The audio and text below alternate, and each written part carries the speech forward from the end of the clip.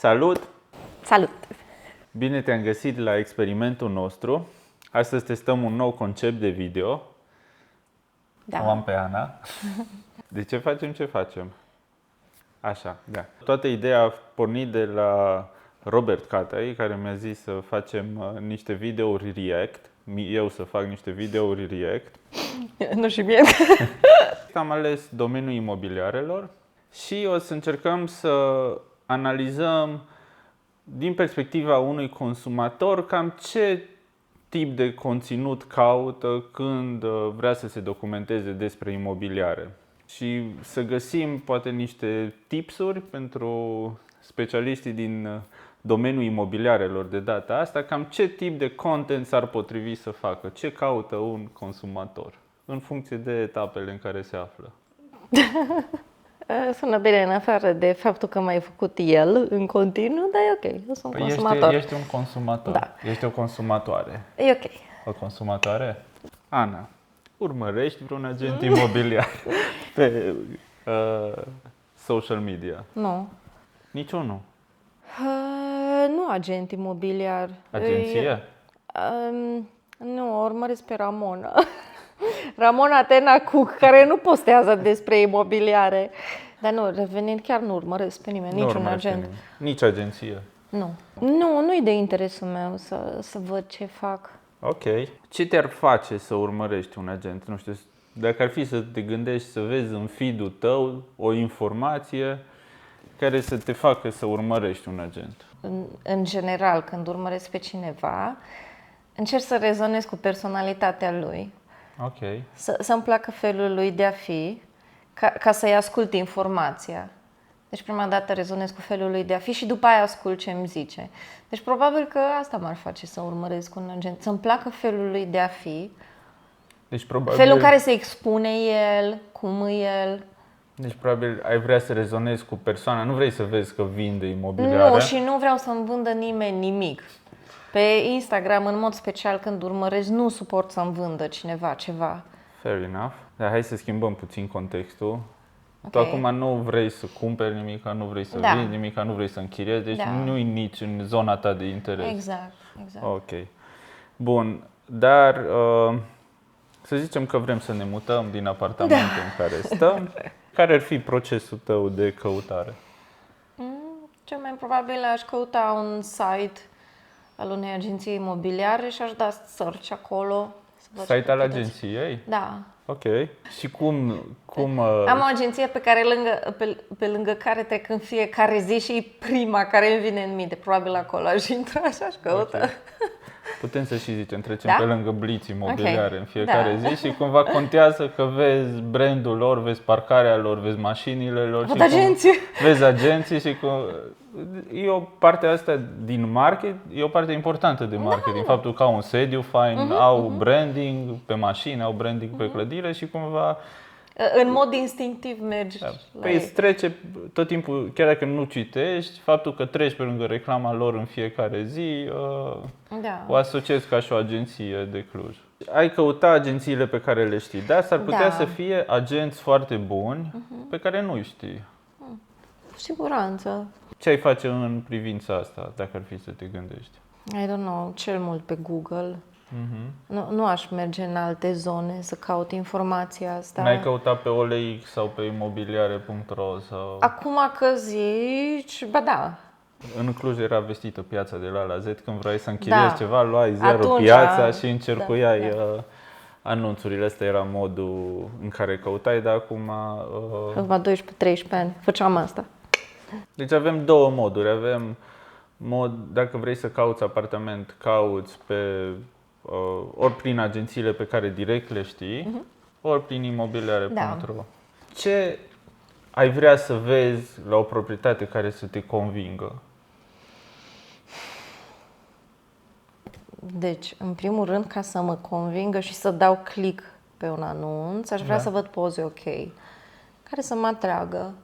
Care ar fi o chestie care să te atragă să dai click pe prima poză și care ar fi o chestie care să nu vrei să dai click? Click pe prima poză, să văd o încăpere cu lumină frumoasă și să fie ordonată. Nu aș da click niciodată pe pozele foarte întunecate cu canapele cu chestii aruncate pe ele. Ok. Ceea ce am și văzut.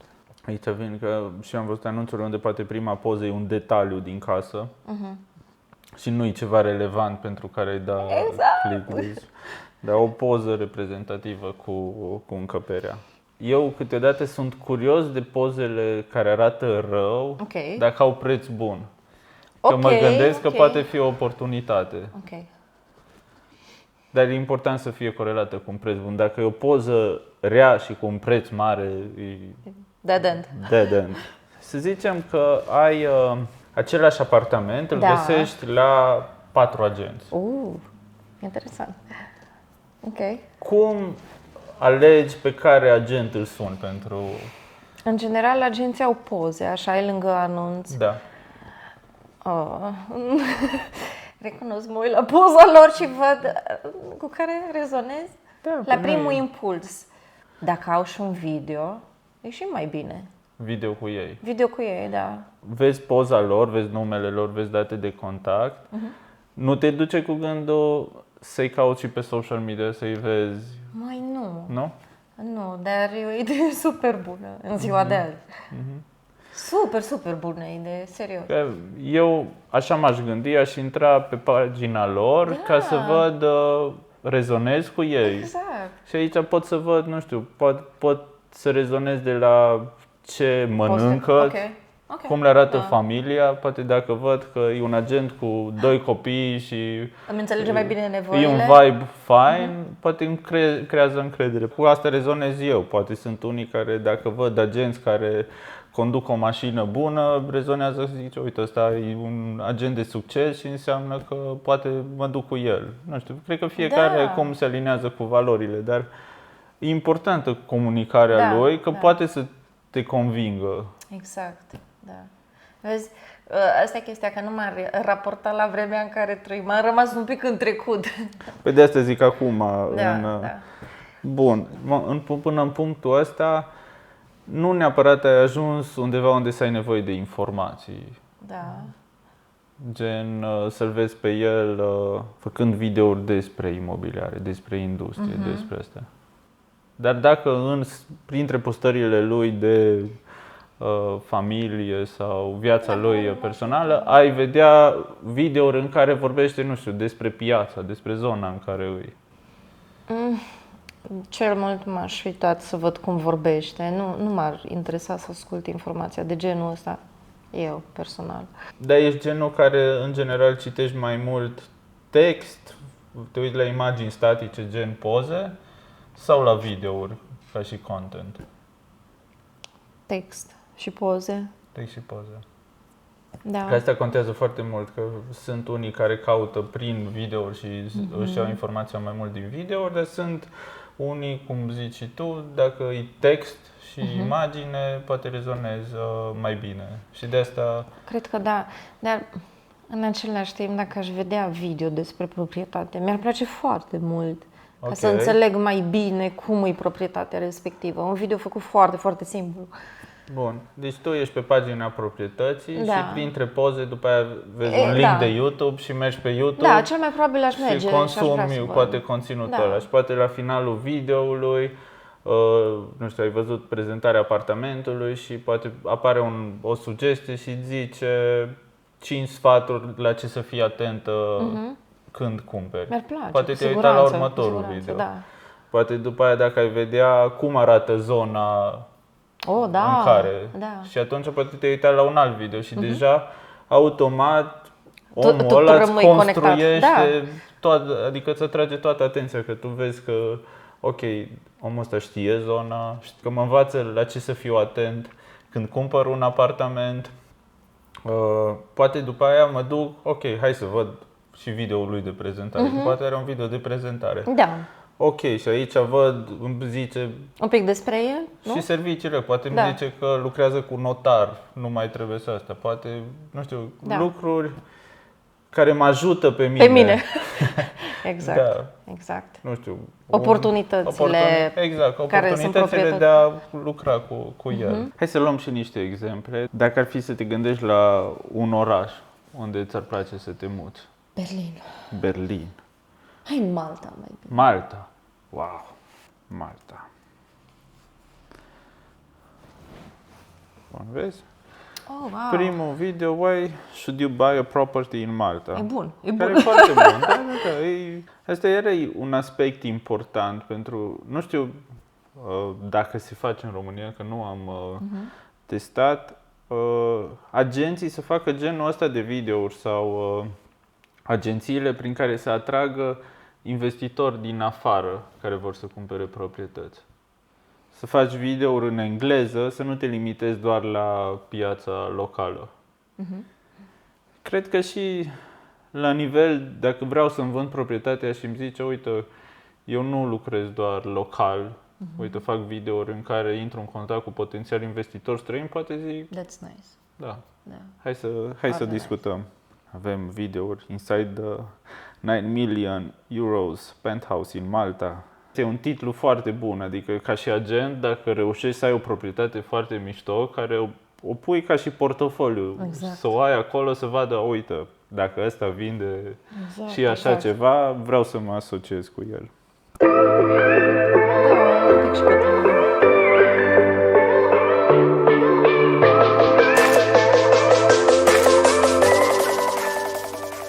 Hey guys, welcome to Be Luxury. Today I'm going to take you round this duplex penthouse in Zira. You're not going to want to miss this. This space is filled with light, with the floor-to-ceiling windows. There's also loads of mirrors throughout to really show and highlight that amazing view. Let's go to the kitchen.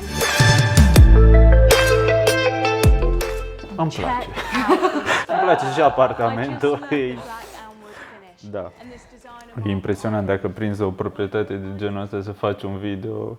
Ție cum ți se pare Ce? videoul? Îmi place. Ce Mă nu? deranjează foarte tare volumul de muzică. E foarte important, da. Muzica și când începea să vorbească, E o chestie, cred că dacă faci un video de apartament de 9 milioane de euro și video trebuie să fie arate perfect. bun, da, adică să nu fie probleme de sunet, să... Mai e o chestie care nu mi-a plăcut când o zis ea că e mai dream house bedroom. să-ți prezinte care sunt beneficiile tale, nu Da, părerea lui ei sau a lui atâta de personală. da. Interesant. Eu ce apreciez e că nu e foarte lung, are 3 minute jumate. Da? Da. Ok. Deci nu e un video de 17 minute sau așa, și ce mi-ar fi plăcut ar fi fost să fie și niște capitole Ok. ca să pot să trec prin video. Hai să mergem înapoi. Avem un vlog cu Alex în Malta. Și aici contează thumbnail-ul, contează și titlul, dar contează și thumbnail-ul. Hai să vedem, uite, ai văzut o proprietate care thumbnail-ul e destul de întunecos Da. și Dar are, titlul- are și 7 minute, 42. Hai să vedem un alt Ok. tip. Hello and welcome to Walkwood Villas Property of the Month. Today I will be visiting this most amazing house of character in the heart of Ormy. It has the most fantastic and unique features you can imagine. So let's go take a look.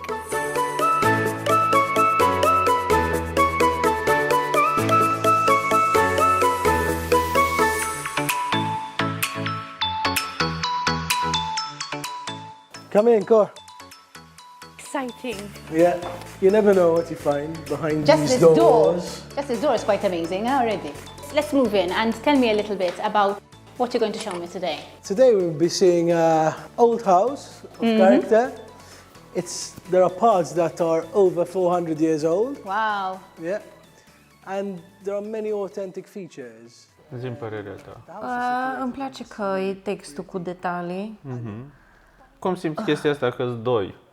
Care E super ok. Îmi place. Da, nici eu n-am mai văzut și chiar cred că aduce un plus, că e o discuție autentică despre spațiu. Așa par.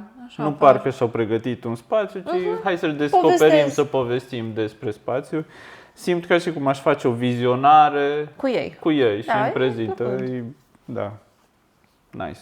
Nu mă Da. așteptam, dar nice. Și acum Hai să vedem, uite, Bel Air Property Malta. Și intrăm pe canalul lor. Ce-i foarte bine e că au un video de prezentare. E de acum 9 ani făcut, nu e prea recent, asta e un minus. Ar trebui totuși să, mai ales video de prezentare, să fie mai actual. Da, hai să ne uităm puțin la el.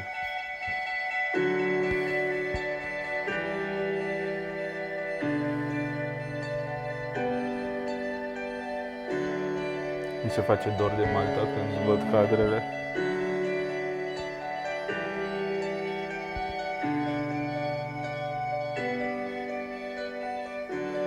Mie ce mi se pare un minus mare la video ăsta e că nu văd nimica despre ei. Ok. Îți numai imagini cu Malta, dar și până la final nu apare nici un cadru legat de ei. Te folosesc și short-uri, văd. Hai să vedem un short.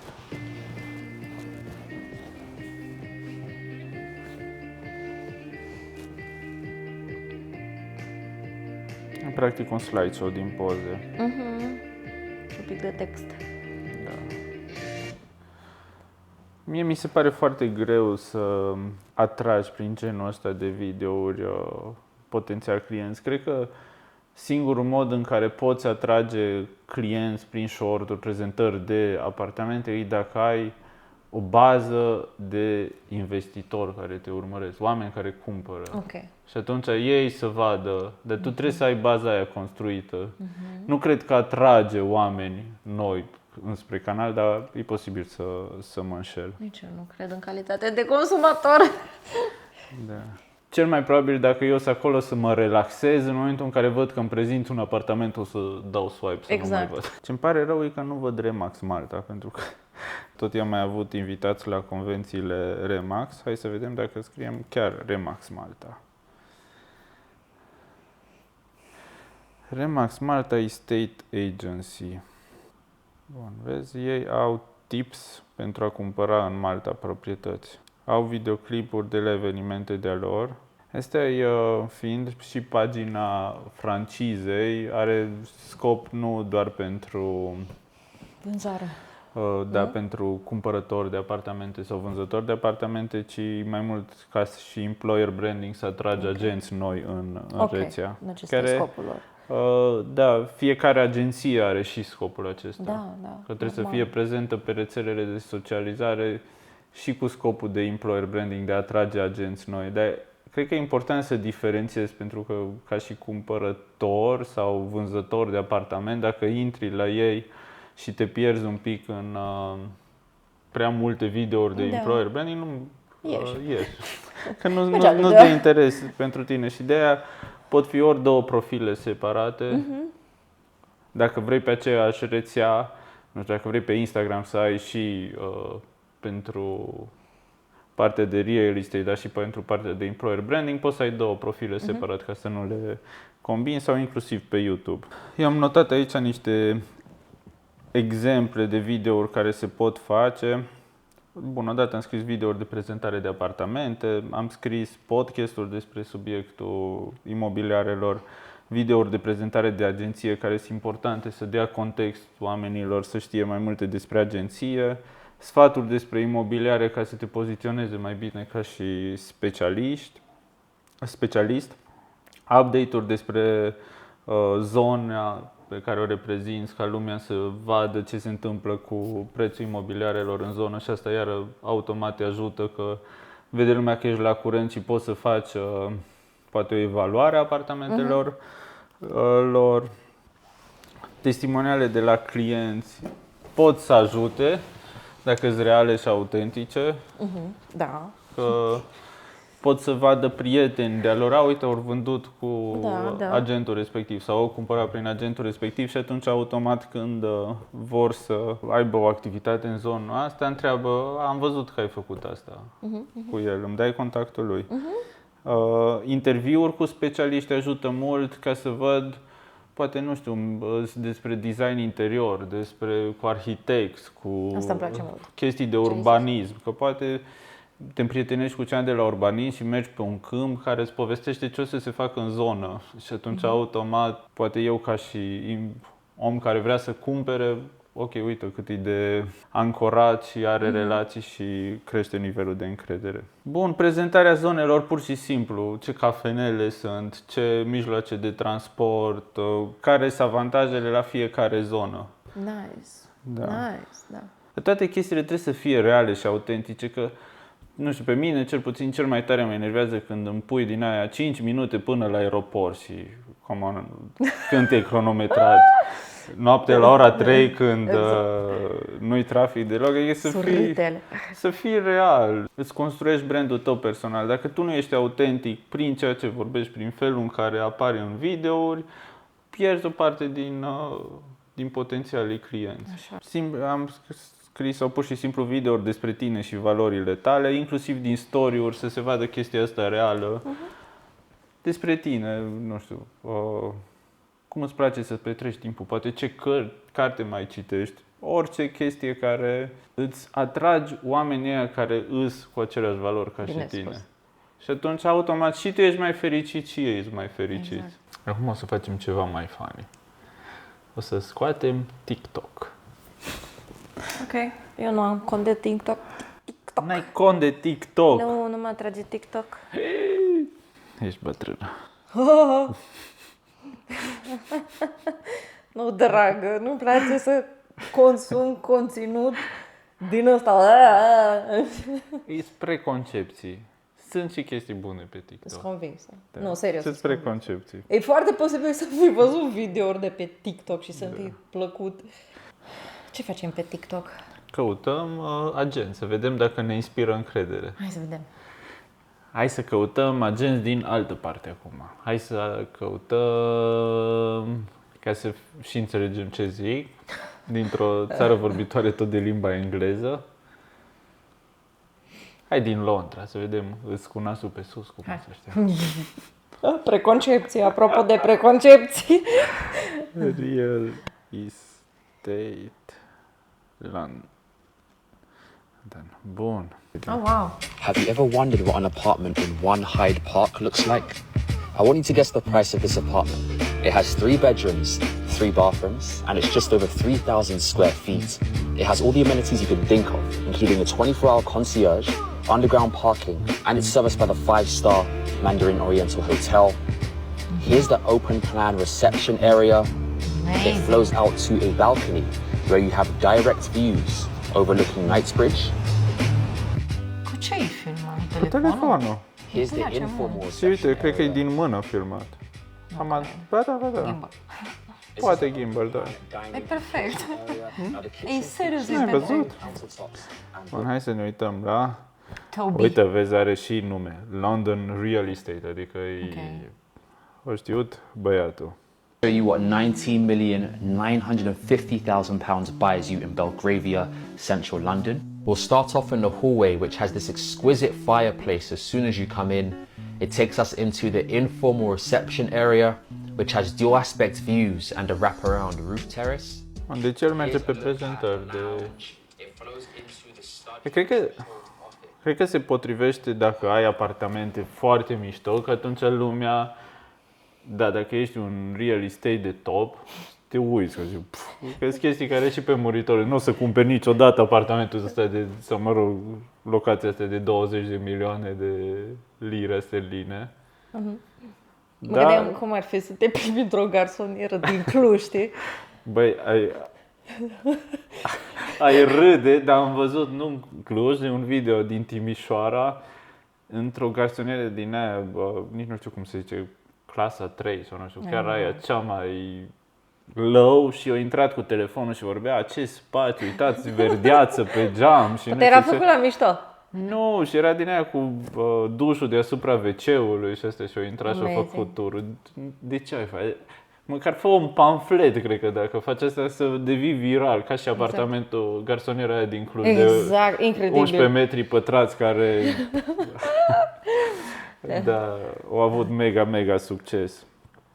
Fii real, adică dacă ești într-un apartament care nu arată bine, mai bine prezintă-l așa cum e, că atrage atenția. Și spunem ce oportunități sunt acolo. Ai învățat. Pia, îmi place mult de tipul ăsta. Îmi place imaginea lui. Hey, you're the London real estate agent, right? Yeah, I am actually. What does a two-bedroom apartment in Kensington look like? You know what? I have a super modern two-bedroom right around the corner. Want to take a tour? Yeah, let's do it. Alright, let's go check it out. E smart tipul. Ei.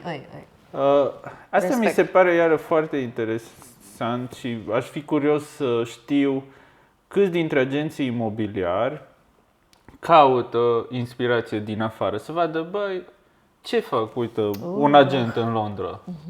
Cum, Da, ce chiar. tip de video face? Uite ce interesant, mi-ar place și eu să fac genul Tu ăsta de crezi că video. ei caută oare? Hai, da, Nu știu, să ne nu zică știu, ei. Să ne zică ei, da.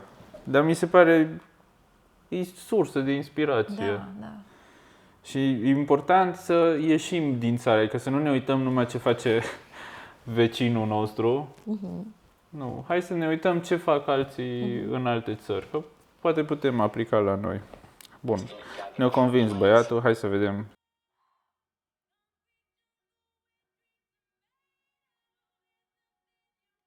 E foarte smart pusă întrebarea și cu un video simplu. Vezi și chestia asta, că acum sunt atâtea platforme și dacă te gândești cum să creezi conținut pentru fiecare, e posibil să nu mai găsești clienți, că tu ești blocat acolo. Oare aici, ce strategie am? Oare aici ce strategie am? Bun, hai să ne revenim de la TikTok. Ți-aș fi dat pe România, că eu am intrat, dar, Serios? dar nu o să fac asta. Ok. De ce? Nu vreau să fac asta. Dar dacă hai. vreți să vă distrați, Eu sunt curios. O să mă uit intrați după. pe TikTok și scrieți agent imobiliar România și puteți să vedeți ce se întâmplă în piață. Bun, o luăm altfel acum. O luăm. Vrem să vindem apartamentul. Ok. Nu vrem. Cum decizi cu cine vrei să colaborezi pentru vânzarea apartamentului? Wow. Îl pui direct pe OLX. Îl pui tu pe OLX și ești dispusă să răspunzi la fiecare om care te sună pentru Oh, apartament și căcat. să te întâlnești cu fiecare. Nu. Vezi, la asta nu m-am gândit. Nu. Bun, Și revenim. când îl vinzi să mergi cu el pe la notar și Nu! peste tot. Nu, ne trebuie agent, clar. Ok, deci îți trebuie agent. Da, clar. Cum decizi cu cine lucrezi? Mai te pui și faci research și cauți agentul cel mai potrivit pentru tine. Cum? Cum? Care ar fi pașii? I don't know. Ce ai face prima dată? I don't know. Răspund așa rapid, cum îmi vine în cap, intri pe site-ul agenției imobiliare, Deci iarăși mergi vezi și cauți ce, agenții. vezi ce proprietăți are, ok, vezi poza cu el Ok. și îți planifici o întâlnire cu el și vezi cum îți vorbește. Doamne, ce proces lung, da, e lung. Păi trebuie... Ce vrei? Să te întâlnești cu toți potențialii cumpărători sau să te întâlnești cu o listă de agenți cu care vrei să lucrezi? Da, nu, te întâlnești cu o listă de agenți. Da, depui un pic de efort. Și alegi unul sau mai mulți? Unul care îi pe același, cum se zice, pe același feeling cu tine, are aceleași valori ca și tine și, na, e, totuși, te poate reprezenta pe tine până la urmă, nu? Că te reprezintă Da. și pe tine. Dar Asta am învățat și eu de la Remax. Că? Că e important să-ți alegi un agent care te reprezintă numai pe tine, îi plătești comisionul numai tu, că să-ți reprezinte total interesele tale. Da, cred că Ca să e nu cel intre mai în bine conflict așa. de interese. Da, și eu Da. rezonez complet cu asta. Deci cauți niște agenți și ai zis că te uiți pe site-uri de agenții, Da. vezi poza lui de profil, poate iar mergem în procesul ăla să intri pe conturile lui. Da, aș face asta Să acum. vezi. Da. Aici poate te ajută iară videouri despre care îl poziționează pe el ca și specialist, automat câștigi o altă încredere. Da. Cred eu că te interesează să vezi ce poze face la proprietăți și ce texte scrie. Ca să-l vezi că e real. Da. Categoric. Da, adică Da. dacă vezi că are poze nașpa la proprietăți, Oh, God. Nu. mai ales noi care lucrăm No, și în noi domeniu. am dat noi pozele. Hai să ne raportăm la alții. Da, dar nu, noi, ca să zicem că nu avem aparate sau... Da, da. Asta tot te uiți să vezi cât Te e de uiți, atent clar, la clar, detalii. clar, Adică clar. o aranjat un pic spațiul ăla sau o mergi o pozat cu Oh, da. pasta de dinți Oh, lângă ce bine ai oglindă punctat. și Categoric. vasele nespălate în chiuvetă. Oh, Am Jesus, văzut și asta. stop it. Da. Și cu ferii sau Mopurile Da, în mijlocul holului sau tot felul de alte lucruri sau pozate cu lumina foarte proastă. Mergi seara când nu mai este lumină și dat drumul la lumina ambientală proastă din apartament care strică tot vibe. Aici putem face un video numai Hai să ne despre oprim. tipsuri pe partea asta. La tine care ar fi cea mai mare frică? Că-s curioasă. Cea mai mare frică când lucrez cu un agent care să-mi vândă apartamentul, că vrea să negocieze prețul Ok. și să vândă repede proprietatea. Mi-ar place să-mi prezinte un plan foarte clar de marketing, Ok. adică să înțeleg exact ce mi oferă el mie ca să-mi facă proprietatea vizibilă și la ce potențial cumpărător poate să ajungă. Adică dacă îmi zice că o pune pe OLX și pe imobiliare.ro, zic ok, asta face încă 10 agenți. Dacă îmi zici că pui un banner pe balcon, zic îmi pun eu bannerul. Nu, dă-mi, spune-mi un pic despre network-ul tău, spune-mi un pic Ca să te convingă să oferi ce te face exclusivitate. pe tine mai bun decât altul. Ok. Spune-mi cu ce notar lucrezi, cum funcționează partea asta la tine, nu știu, spune-mi orice ca să mă convingă, ok, da, Ok. tu ești. Cum, nu știu, poate cum îți califici potențialii cumpărători, că să nu, poate eu mai locuiesc în apartamentul ăsta și să nu vii cu 100 de oameni. I love this. Nu, hai cu 10 care chiar simți că pot să cumpere, nu mă tot suni în continuu să vii. Și propunem să planificăm o vizită organizată cu toți cumpărătorii. Da, un open house. Gândește-te tot timpul, încearcă să afli de la mine ce valoare aștept eu de la tine cumva. Uite, de exemplu, pentru noi, intimitate și timp. Și atunci respectăm chestia asta și nu intra în intimitatea mea cu mulți clienți și respectăm timpul, adun lumea pe ăia care chiar merită. Deci tocmai ai descris agentul perfect, agentul ideal pentru tine. Pentru mine, Și da. pentru mine. Da. Nu mă impresionez dacă vii la costum în casă și vrei să vezi apartament. Tu poți să vii îmbrăcat lejer, Exact. să fii real, să bem o cafea și să îmi înțelegi bine nevoile și eu o să zic ok. Da. Îți dau casa mea și plusăm la comision. Da, deci în momentul ăsta în care tu îmi explici mie, ok, nu cât mi comisionul și să zic eu, bă, dai prea mult, nu știu câte mii de euro la o proprietate și să-mi justifici tu timpul pe care îl investești sau whatever, nu. Spune-mi ce pierd dacă nu lucrez cu tine. Adică spunem că, uite, eu am potențial să te ajut să ajungi la potențialii ăștia cumpărători care o să fie dispus să plătească pentru că pot să prezint asta ca și oportunitate. Vii cu un plan către mine, nu doar gata, eu sunt agentul Visurilor tale. Da. Da, super. Da, cam așa văd eu lucrurile. Bun, și despre asta cumva vreau și să zic o chestie în continuare. De exemplu, LinkedIn. Ok. Cumva e o platformă unde poate găsești potențiali investitori. Poate oameni care au business-uri sau oameni din mediul profesional care sunt într-o etapă a vieții care pot să cumpere și oamenii poate petrec timp pe LinkedIn pentru un alt tip de informații. Nu e ca și când intri pe TikTok sau pe Instagram, că acolo poate vrei să citești un articol interesant, poate vrei să vezi un video interesant, poate și un video poate despre imobiliare, despre o situație din zonă, poate despre oportunitate de investiție ca și apartament, poate să devină îmi place ce foarte zici. interesantă. Bun, și nivelul de informații pe care îl dai trebuie să fie diferit, adică nu faci videouri funny ca și pe TikTok, te poziționezi într-un alt fel, ești concis și poate atragi. un grup de oameni care te urmăresc mai mare. Ok. Și fiecare proprietate care o postezi, dacă îi de interes, o să atragi foarte repede cumpărători pentru ea.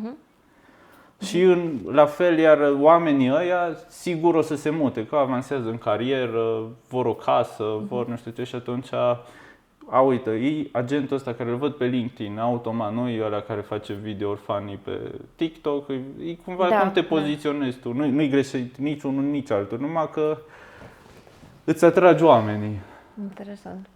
E foarte posibil, sigur de pe LinkedIn îți poți atrage un anumit tip de oameni, de pe TikTok îți poți atrage un anumit tip de oameni. Poate dacă ești un tânăr agent imobiliar, vrei să lucrezi cu prieteni de-a tăi cărora să le găsești poate un apartament în chirie, garsoniere, să construiești chestia asta mai dinamică, mai fun.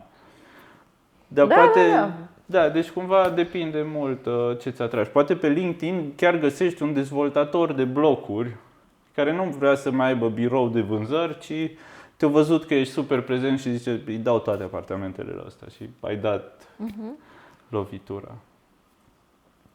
Da, deci cumva asta e așa un special tip. Un alt aspect foarte important, modul în care îți arată materialele și vorbești te nișează. Adică dacă tu ai o proprietate care nu arată bine și o prezinți ca și oportunitate și prezinți doar beneficiile, îți pierzi credibilitatea. Deși tu poate chiar ești simpatic în real life. Îți faci un... Gândește cum să aduci valoare. Adică dacă casa nu arată bine, mobila nu arată bine, nu o prezenta ca și uite ce aparate de ultimă generație. De unică folosință. De ultimă generație sunt casa asta, dar aparatele săracile de unică folosință. Da. Mai bine fă discuția cu un designer și care îți zice, uite cum putem compartimenta sau cum poate fi optimizat spațiul ăsta. Creează valoare. Poate arăți niște schițe, I don't know. Da, nu știu, pune accent chiar cumva să arăți beneficiile, dar reale, oportunitățile. Dacă folosești videouri, titlurile și thumbnail-urile sunt foarte importante. Nu folosi titluri prea generice sau, nu știu... Dă un exemplu de titlu generic. Că-s curioasă la ce te referi. Podcast de imobiliare, episodul 5. Ok, am înțeles. Bine. Nu o să știu ce e în podcastul ăla. Ok. Sau faci analiza pieței, update, nu știu ce. Nu, cumva pune prețurile în zona Mărăști au scăzut cu atâta față de anul trecut. Și pui și un thumbnail bun și zic, okay, vreau să văd. Știi? Dacă îmi zici numai analiza pieței, episodul 5, da. Și erau exemplele alea foarte bune de la proprietățile din Malta. Dacă ai o proprietate faină, poate pui suma, că poate să fie impresionant. Cum arată un penthouse de 2 milioane de euro în Cluj? Poți să-ți iei și hate mult la o chestie de genul ăsta, poate deveni virală, poți să ajungi în ziare să zici, uite-te, asta e... Depinde. Și publicitatea negativă poate fi folosită. E ca și exemplu iară cu garsoniera de 11 metri pătrați. Foarte mult mișto, dar poate fi transformată o atras foarte multă vizibilitate și a crescut foarte mult valoarea acelei garsoniere. Și un sfat pe care îl tot zic și îl cred e fă content lung, la fel cum e acest video. Și fă shorts-uri după aia. Contentul vertical până în 60 de secunde poate fi folosit concomitent pe TikTok, Instagram, Facebook. E prima dată când cumva este un format care poate fi pus pe toate. Nu, e posibil să-ți dai seama după un timp că pe una nu merge și poți să renunți la platforma aia. Dar te ajută să faci un interviu și după aia să ai mai mult content pe care îl postezi. Asta e și o idee. După un timp, îl remixezi. Adică poate combini din 2 interviuri informațiile. Și tot timpul te folosești de contentul pe care l-ai adunat. Ai o librărie pe care o folosești și generezi content. Iar e o chestie că eu dacă postez un video cu sfaturi acum, lumea dă scroll și îl vede, dar dacă același video peste 2 luni îl postezi din nou, sunt șanse foarte mari ca oamenii să fie uitați sau să vadă alți oameni. Ok. Deci nu e greșit dacă e un video relevant să-l mai reiei din când în când. Asta e un mic hack pe care l-am aflat și eu acum de curând. Bun, nu știu, sper să fie de folos toată discuția noastră. Dacă v-a plăcut, like, share, subscribe. Dați cu inimi. Dați cu inimi Nu cu către noi. hate. Și dacă aveți subiecte pe care să le mai abordăm, dacă aveți, nu știu, sunteți dintr-o anumită industrie și vreți să analizăm tot din postura asta, scrieți în comentarii. Mersi. V-am pupat. Good. It's a We wrap. did it, baby.